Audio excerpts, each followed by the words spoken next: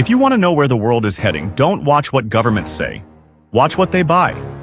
Because something quietly changed in the global financial system.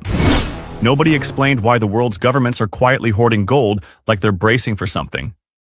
In 2022, central banks bought more gold in a single year than they had in over 50 years.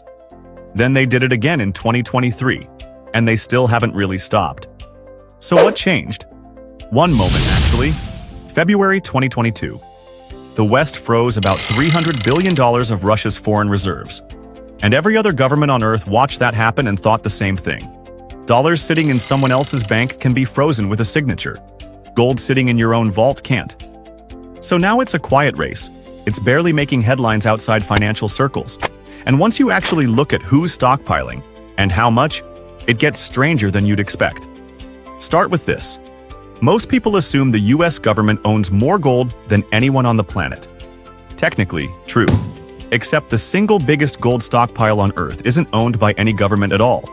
It's sitting in Indian jewelry boxes in temple vaults. Over 25,000 tons of it. More than 3 times what the entire United States government owns. Nobody's ever officially counted it. Even India's own government admits that. Or take Fort Knox. Everyone assumes that's where America keeps its gold. Only about half of it actually is. The rest is split between Denver and West Point. And that famous vault under the New York Fed? Barely any of it is American. Most of what's down there belongs to other countries who trust the US to hold on to it. And here's the part that should bother you more than it does. Nobody has independently audited any of it since 1953. So yeah, a lot of this system runs on trust and self-reported numbers and hope. But when it comes to who actually holds the power, it's the official government-owned gold that counts. So here's the current scoreboard, ton for ton, and it's shifting in real time. Spot number 10 is being fought over right now this year.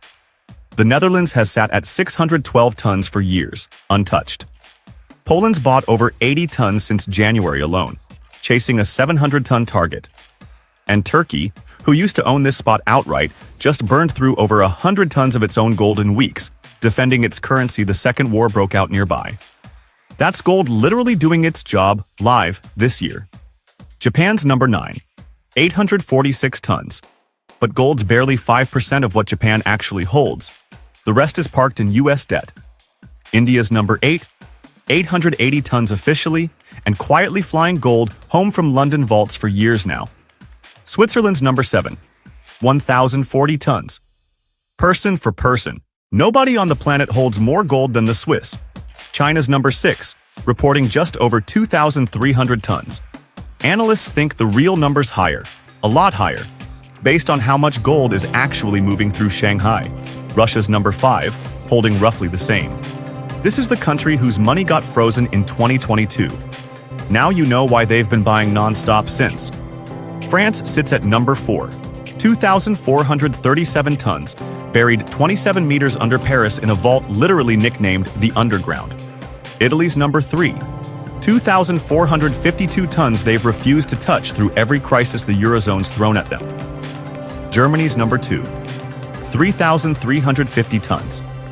They spent years flying bars home from New York and Paris, basically just to prove to their own people it was still real. And number 1, not even close, the United States, 8,133 tons, more than the next 3 countries combined. Here's the thing. Nobody says out loud though, none of this is really about gold. It's about what happens the day your money stops being yours. The day a sanction, a hack, or a bank freeze decides you don't get to keep it. Gold's just the one thing so far nobody's figured out how to take. And that's something nobody explained about money. Follow Money Mysteries for more things nobody explained.